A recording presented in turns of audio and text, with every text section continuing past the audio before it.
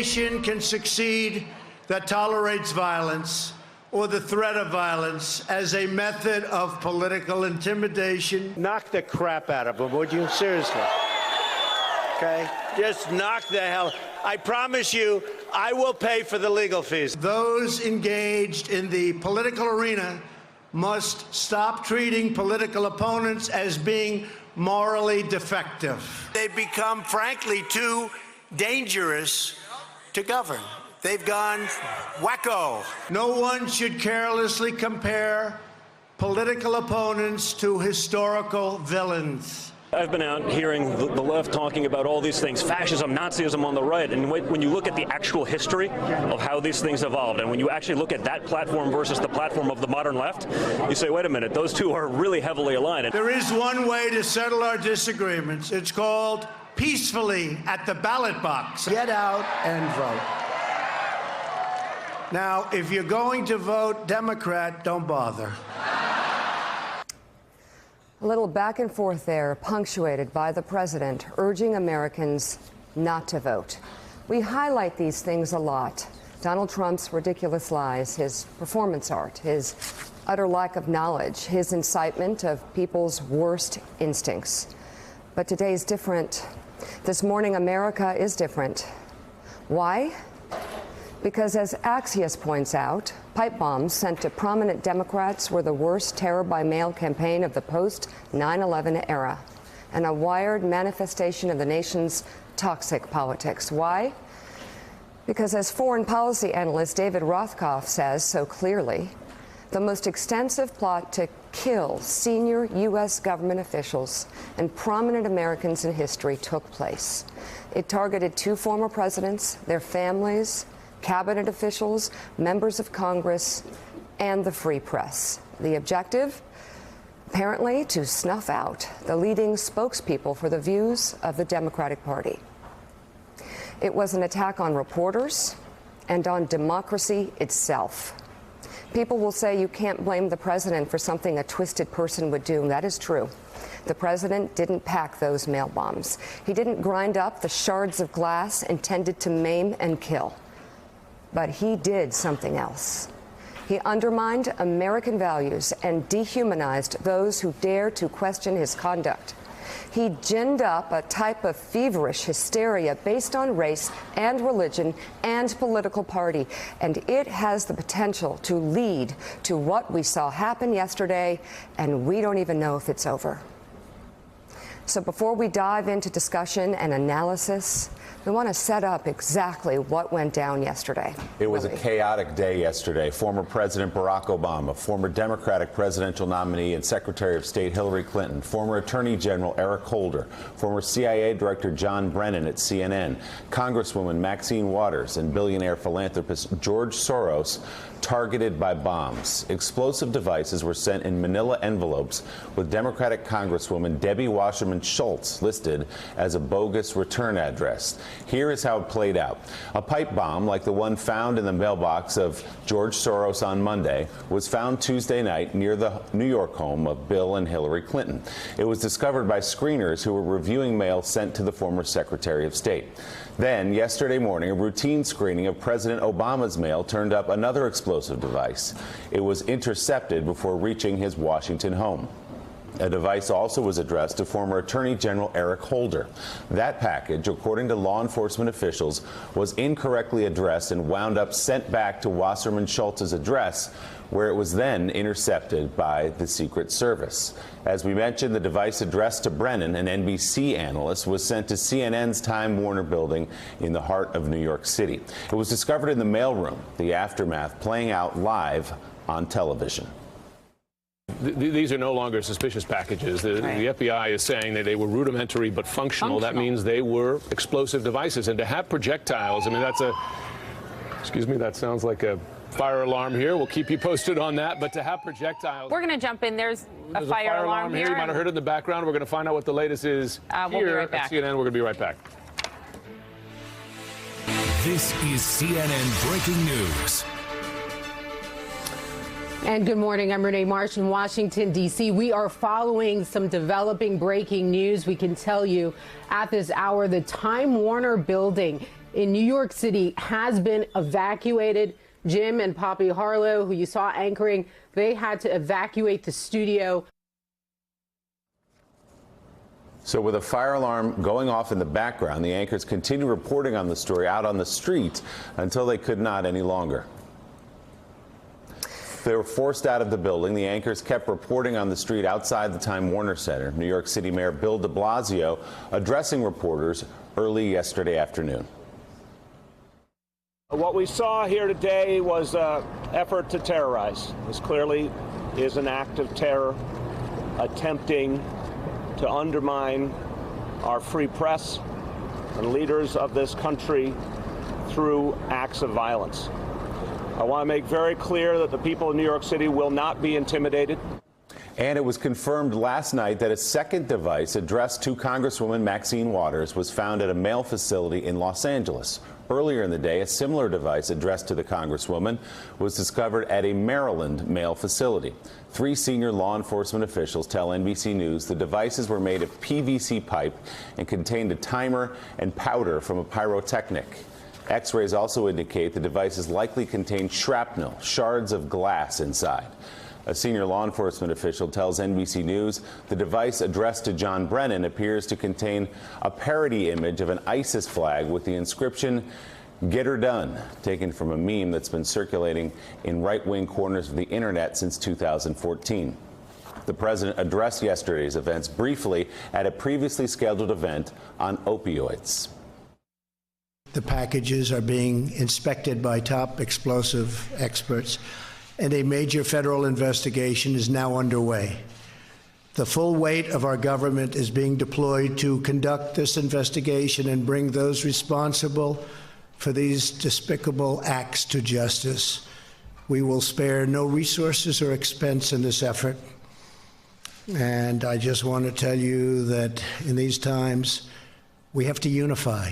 We have to come together and send one very clear, strong, unmistakable message that acts or threats of political violence of any kind have no place in the United States of America. With us, we have editor of Commentary Magazine and columnist at the New York Post, John Podhoretz, Republican strategist, Susan Del Percio, national affairs analyst for NBC News and MSNBC and co-host and executive producer of Showtime's The Circus, John Heilemann, and historian, author, MSNBC contributor, and Rogers Professor of the Presidency at Vanderbilt University, John Meacham. John, we'll start with you. Context, parallels in history. Pull back to 20,000 feet. What are we looking at here? It's, I think, the most widespread attempt on the lives of high American officials since, and it actually may, in fact, exceed the scope, since the assassination plot against Abraham Lincoln in 1865. It's the potential for disaster was enormous. The scope of it is fascinating, and I think that what it tells us is that in every era of great political strife in this country, there has been some manifestation of that strife in terms of violence, whether it's an attempt on Andrew Jackson's life in 1835, the caning of Charles Sumner in the Congress by a South Carolina congressman over slavery in 1856, the terrible jostlings and protests against Adlai Stevenson and Lady Bird Johnson in the months before the assassination of President Kennedy, the terrible cataclysmic violence of 1968. So this is, alas, not surprising. And I think when you step back, one of the things we all have to figure out is the climate a symptom or a cause of an attack like this? And make no mistake, this was a terrorist attack on the United States of America of great scope. Whether it was Go ahead. Go ahead, finish your Whether it was thought. a foreign national or a domestic, this was an act of terrorism, an attempt to assassinate a number of formerly duly elected American leaders. And so we have to figure out, in moments like this, our greatest leaders have led with a steadying hand and not an incendiary one. And that's the great question. So there we go to John Heilemann now. In terms of the climate, we also have to look at the timing as we are days away from these midterm elections. And you wonder, steady leadership is something John Meacham mentioned. Did Trump's rally speech show that he understood the gravity of the situation? And how does this impact the midterms? Well, I don't know about the latter question, Mika. I don't know how it's going to affect the midterms. It could have it's a very volatile situation out here. I'm in Georgia right now, and I've been in Georgia and Florida this week and all over the country over the course of the last few weeks. And it's a very volatile, very divisive time in the country for sure. And something like this, given its not unprecedented nature, as John Meacham points out, there are precedents, but given the fact that it is as extreme as it is and given the environment in which it's being dropped, I think it'd be foolish to try to predict what the political consequences of it are. I do think it's obvious, given the nature of it, and given the fact that for 2 years now, myself, you, others on this program and other programs have been predicting with horror and with dread, I should say, that given the kind of toxic environment in which we're in, and given the fact that the president has seemed for 2 years not interested in trying to detoxify the environment, but rather pour gasoline on the fire at every opportunity, we've all, with dread, predicted that something like this would happen. And now it has happened. It did not actually succeed on its terms, but the thing we all feared, something like this, that we predicted, now it is at our doorstep. And so you looked at the president last night. He did not pour gasoline further on the fire yesterday, but if you watched him in his prepared remarks at the White House and then in his rally in Wisconsin, you did not sense, I think, someone who grasped the gravity of it, and certainly was not someone who was taking extraordinary measures to try to calm the waters. He was someone who was performing in what I thought was a way, again, that didn't exacerbate the problem, but that had a feel of a perfunctory feel to it, rather than an attempt to rise to the moment and provide a kind of quelling of the kind of passions that are creating this kind of ugly, the ugly moment in which we now reside. You know, perfunctory is a great word for it, because after school shootings and after other major events, the president right-sizes a little bit. You get a sense he's sticking to a script, Willie, and then he goes back to his regular games. Yeah, he toned down and didn't attack the people he usually attacks. I think we're grading on a sliding scale that's viewed as a positive. Made fun of it. John Podhoretz, let's state again, we don't know who did this. The FBI will find out. The New York Police Department will find out. We don't know, as we sit here this morning, who did this or why. What we do know is that the list of targets, President Obama, the Clintons, Eric Holder, John Brennan, George Soros, Maxine Waters, lines up with the list of people that President Trump has laid out as boogeymen and boogeywomen. That's just a fact. That's true. We also are only 16 months removed from an attempted mass political assassination at a baseball game of Republican congressmen. Steve Scalise is here with us only by the grace of God, and because there was a former field medic who was serving in Congress who saved his life. What would you have liked to have heard the President of the United States do last night to heal the country and to bring up all these examples of how our rhetoric has brought us to this point? Well, I think it's very clear that he should have deepened and made himself more serious. He tried to a little bit in the White House talk yesterday afternoon. He defaulted to kind of jokiness last night, and I think the jokiness is a key element here, because I think there's a bizarre naivete. Trump came in as a reality show guy, talking tough, right? Talking, doing this, beat them up, all of that stuff. And it's a little like, I hate to sort of talk about the president like he's a toddler or a 4-year-old, but it's like, it's all fun and games until somebody gets hurt. So I doubt that he wishes to provoke violence in the United States. That said, he thinks all of this is a game.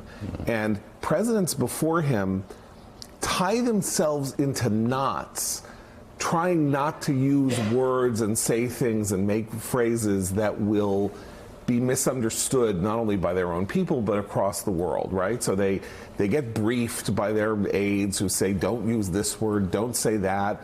you know, somebody in Turkey will misunderstand you if you say this or that or the other thing. And so last night when he made that perfectly mild joke, it's like everybody should vote. If you're a Democrat, don't vote. But nonetheless, it conveys this unseriousness at a serious moment. That is his challenge in the next 2 weeks, particularly if, God forbid, more bombs emerge, which is, if he's going to act like this is just a TV show, then he will be complicit in what follows from what here gives you on in. any hope, John or None. Susan, that he's going to change? I was going to say, his he's not going to change the way he is. I mean, you started off the conversation, John, which I thought was interesting. Like, I hoped he said, but you didn't really hope because you knew he wouldn't. He doesn't have it in him. And what I am particularly frustrated with right now, Republicans have been saying, who support the president or are afraid to speak out to him, well, at least his policies are good. I don't like the Twitter, I don't like the rhetoric, but his policies are good. Well, this was a reflection of his rhetoric, and it is his policies. It is a reflection of his rhetoric. That is correct. And it is also, without question, something that this president has always sought to do since he decided to run for office and how he's decided to lead, and that is to divide us. And the more he seeks to divide us and the more hate he creates and anger he creates, the more he creates this environment that we see things that we saw yesterday and hopefully will not see again. But this is, you know, the president is not directly responsible, but it's time to call out and say the president's words do matter. Well, they do matter in Turkey. They do matter around the world, and they matter right here at home, Mika. They matter because people listen to the president of the United States. I know it sounds crazy, but they look for leadership and they find hate. And that's the problem. So, I mean, I want to highlight what you just said, because what happened may not be the president's doing, but it is a reflection of his rhetoric. That's important to note. And note to Republicans, this is something you can't let go by anymore. You can't. Our country is at risk. We have been attacked. It's no longer okay to say, I don't like his tweets, but. It's no longer okay to say, I don't like his bullying, but. It's no longer okay to say, well, I didn't really support that, but. It's no longer okay to say nothing, to not answer questions, to not speak out, when it is very clear that we have dangerous rhetoric resonating from the White House every day. I will have a really important call for Democrats, which is more my place, coming up. But I am begging Republicans to man up, step up, and do the right thing. Look at what has happened yesterday. Do not turn away and turn your back to it. Please don't. Please don't. Here's more of President Trump at his rally last night, again, kind of making fun of the fact that for a short period of time, he's going to behave himself. The Democrats are for higher taxes, more regulation, and more top-down government control. And by the way, do you see how nice I'm behaving tonight? This is like, have you ever seen this? We're all behaving very well. And hopefully we can keep it that way, right? We're going to keep it that way. Leah's radical far-left opponent is Tammy Baldwin, who wants a socialist takeover of health care. You know, I'm trying to say that very nicely. I'm trying to... See, normally I'd scream, they want a socialist takeover. Now I say, wants a socialist takeover. I'm trying to be nice. Okay. Right? So, when the president was making fun of the fact that he was behaving himself, John Kelly, Sarah Sanders, maybe General Mattis, whoever was trying to contain this president over the past 24 hours and get him to say something, quote, unifying, that was him making fun of you. That was him laughing at the fact that for a short period of time he's going to do what you say, but now he's going to make vicious fun of it in the face of a terrorist attack on our democracy. He's not listening to you. He doesn't listen to you. You need to do more. And you need to do it publicly and openly. I don't know if you all saw Nikki Haley finally speaking her mind the other day, but She made it very clear she doesn't support the way this president speaks. She made it very clear that something is very wrong with America right now. And I would love to hear from people inside the White House right now that are trying their best, but has a president that flouts what they say, that laughs at what they say, and that doesn't really do anything that they need him to do at America's time of need. He's making fun of all of us. Thanks for checking out MSNBC on YouTube, and make sure you subscribe to stay up to date on the day's biggest stories. And you can click on any of the videos around us to watch more from Morning Joe and MSNBC. Thanks so much for watching.